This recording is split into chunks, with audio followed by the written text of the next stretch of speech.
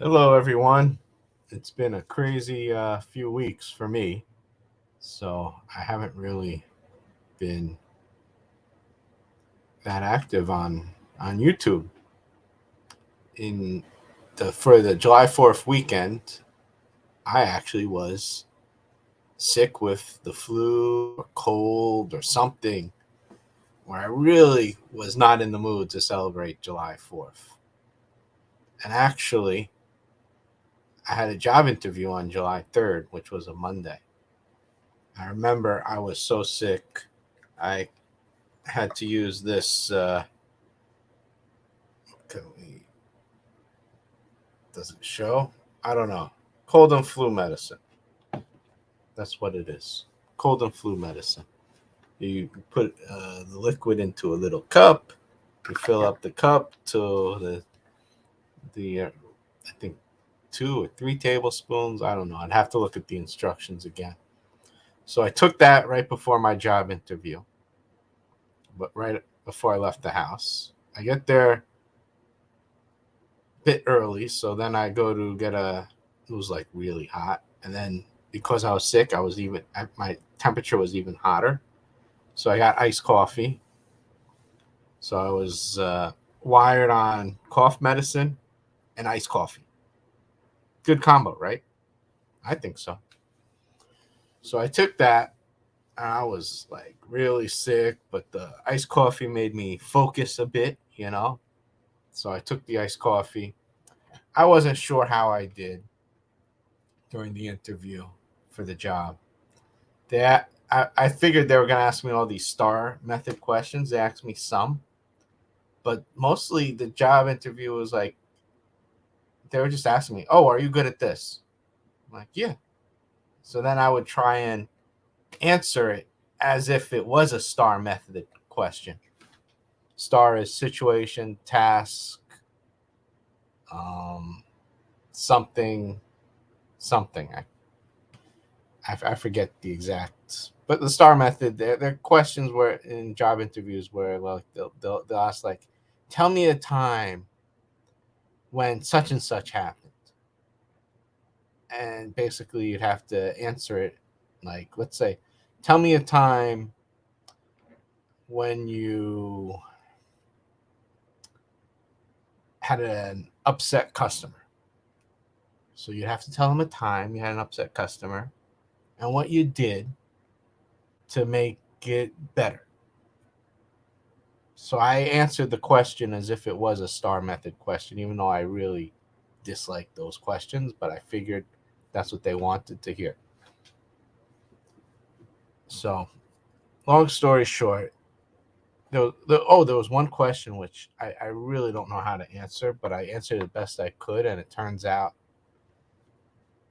they did ask me a star method question. They asked me, well, they didn't say it as if it was a star method, but I answered as if it was. Actually, no, I didn't. I didn't answer if it was a star method question. They asked me, um, "What are your what are you what is your weakness? Or what is a weakness you have?" Because you're always trying to promote the positives. And I kind of brushed it off, but I did answer the question. I did say, which is true. I didn't lie. I didn't lie, and I didn't think it really mattered to them from the job description.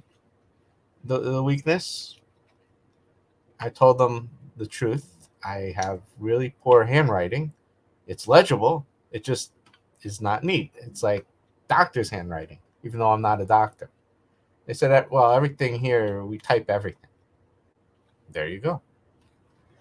But so that, it is true. I don't know how else to answer that question. But needless to say, they called me back a few days later. They said, We're still interviewing a few other people, and saw a few other people outside, but they are also hiring more than one person, and they let me know if I'm part of the group hiring that they're doing. So 2 days later, I get a call that they're interested. But before that, I have to rewind a bit. So I my parents went to upstate New York, but before they left, I did see them on Friday, both of them, and shortly after that same day, I got sick.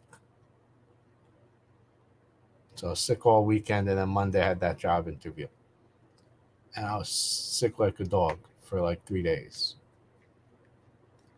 And then Tuesday, actually more like Saturday, Sunday, Monday, and Tuesday, about like 3 or 4 days. Because I was sick most of July 4th, but then I was starting to feel better, but then I didn't want to get anyone else sick. So, so let me back up a bit. Around Friday or Saturday, I'm told my father's not feeling well. He has a flu or something. He thinks, and I'm thinking, well, yeah, I'm really sick too. I just saw you Friday morning, blah, blah, blah. So, so anyway, Thursday, no, Wednesday night, I hear my father's still not better. And I'm thinking, he doesn't want anyone to drive him to the hospital and get them sick, which is like, you know, I understand, but meanwhile, this is not normal. So Thursday morning, I called up and said, "What's going on?" He's like, and he didn't want anyone else to drive him to the hospital but me because I went through the flu. He thought maybe he still had the flu. I don't know. So he's in upstate New York. I'm in the city. I took the next bus. Somebody met me, a family friend met me uh, from the bus stop to drive back. Long story short, I see him. He's not well. We take him to the hospital. They see him pretty quickly. Not immediate, but almost immediate. You had to wait like 10, 20 minutes, whatever. Maybe it was only 10 minutes, 15. They see him. They run all these diagnostics for several hours, and finally they figure out it's a tick bite, and it's not what you think. It's not Lyme disease. No, it's worse than Lyme disease. It's called anaplasmosis, and it attacks some blood cells and platelets. And if you don't see a doctor within 5 days, it gets really serious, and eventually it could include death. That serious. Anaplasmosis. If you, I've never heard of it until this. Apparently, this year it's gotten really bad. So they said, "Oh, but the lead doctor doesn't want you here. They want you transferred to another hospital, and you have to be taking the ambulance to the other hospital because you got to be on these on the IV.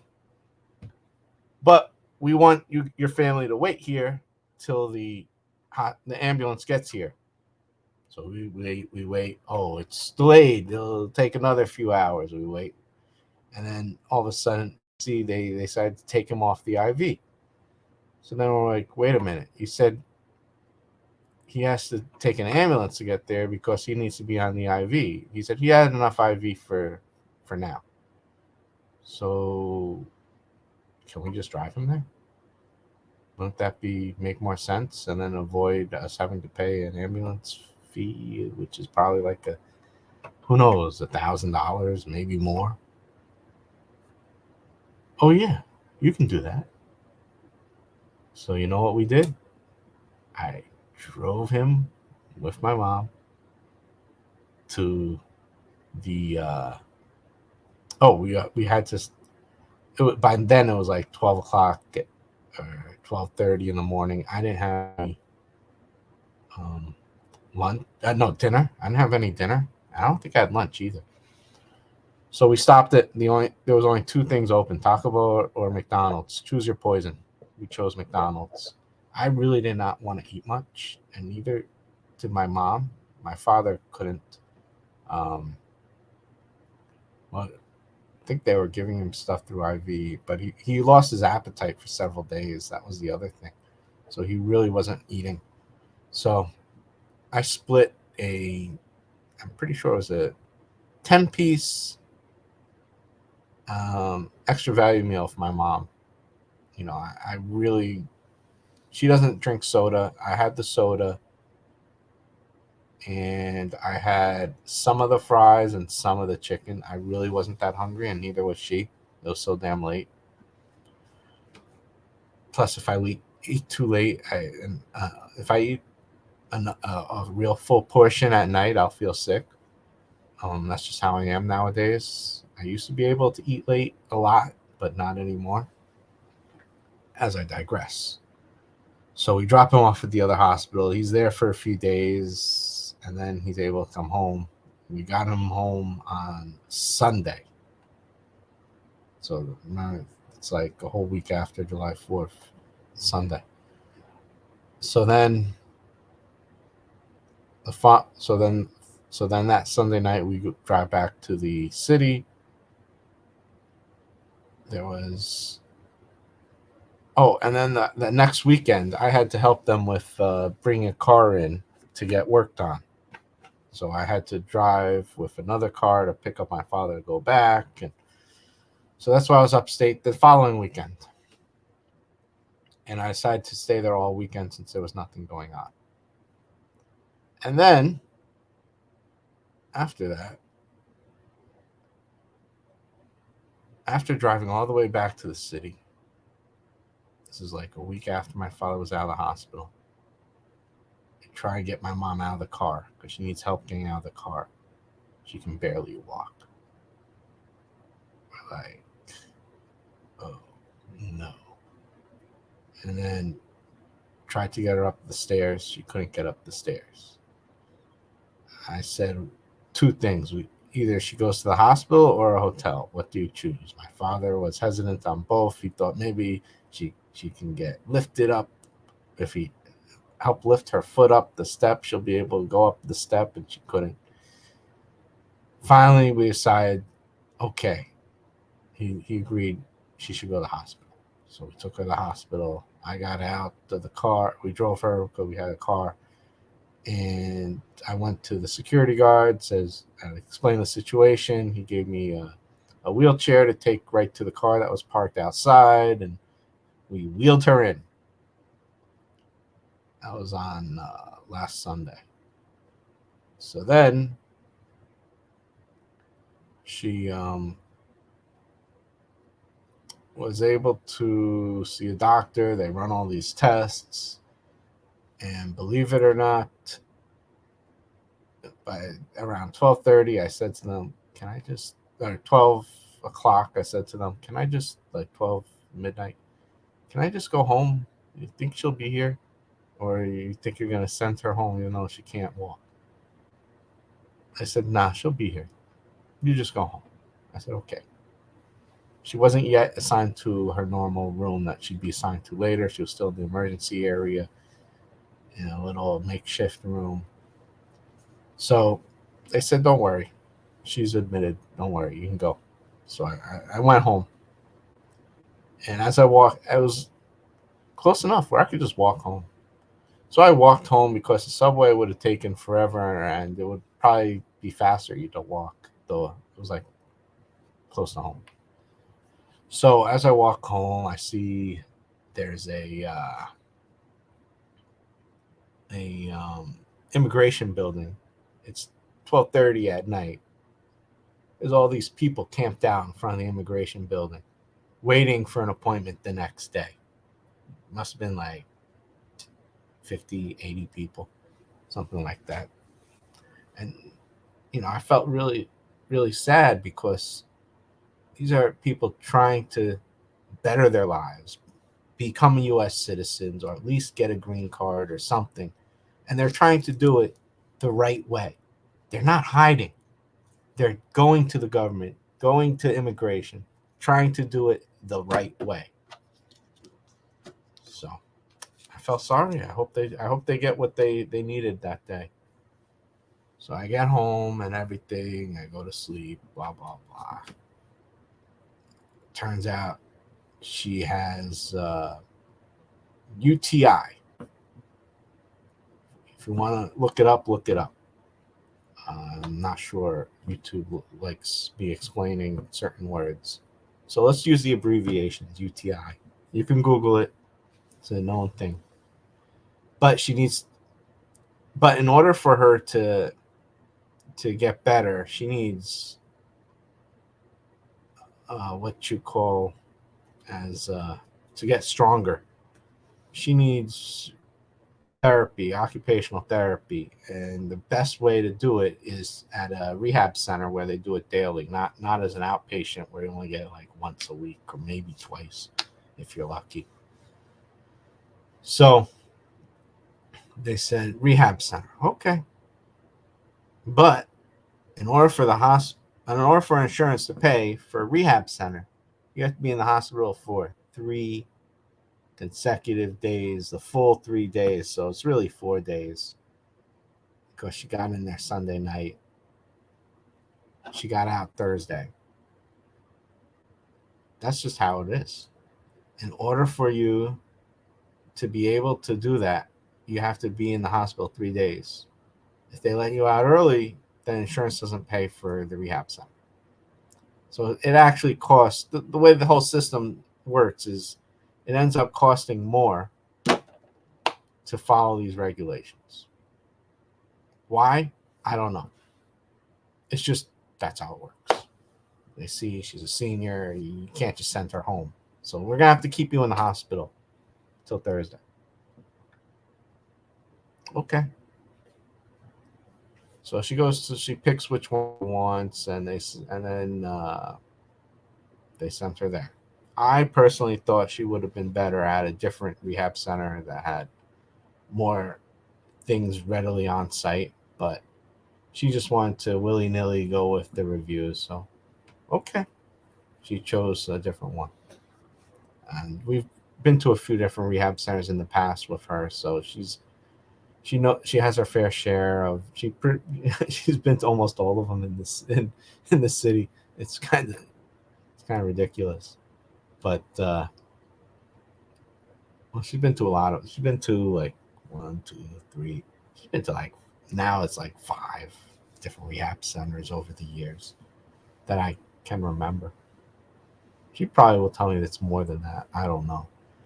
But so we go to this rehab center in an ambulette, and there was room for both my mom, my father, and I. My sister, it's really hard for her to go, so she wasn't there. But so there's the three of us in this ambulette and the driver. We finally get there, and I tell you, the ambulette driver was late an hour. Then by then, to pick her up, and then by then, my mom had to pee. She made a mess of her clothes, the floor, this and that. So then they had to clean her up at the hospital. Then the ambulance driver drove a detour route, an extra 5 minutes lost for his bad, I don't know, directions. I don't know. I guess he was looking at the phone and the phone screwed up or something, or he made a wrong turn. I really don't know. But we get there. They tell us a room. Go. The ambulance driver wheels her in his wheelchair to the room. Then they address my mom a different name. And then they look at her folder and it says, "Oh, you're not supposed to be in this room. You're supposed to be in this other room." I'm like, okay, so let's go to this other room. Oh, there's 2 people in that other room. Oh, we goofed. We put a man and a woman together. Why is this man in your bed? So then we had to wait for them to remove the man out of the bed and then clean the bed and this and that. A simple move took all bleeping day. Unbelievable, right? Unbelievable.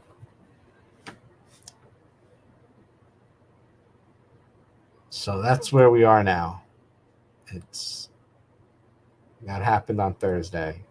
And my thoughts of the place immediately, they blew it. I don't think it's a good place where she is. And my mom personally thinks 2 weeks and I'm out. That's it. So who knows? Who knows? So that's been most of my July. There's also a few other things. With work is real estate. I have one deal. It's dragging on and on and on. I hope it happens every day. That there's a delay. It seems like there's less of a chance it's going to work out. But I'm praying. You know, I want it to work out. But it's just time kills deals. So I just hope it works out. You know, it's trying to get two parties to agreement, and that's where we're at. But without going into details, pretty vague on purpose. So I know I haven't recorded a video in a long time. This is my video of the craziness that's been happening in my life. It will get better, I promise. And I'll try and update more videos. You know what to do. Blah, blah, blah. Good to see you all. Thank you. And have a wonderful rest of your Sunday. Bye bye.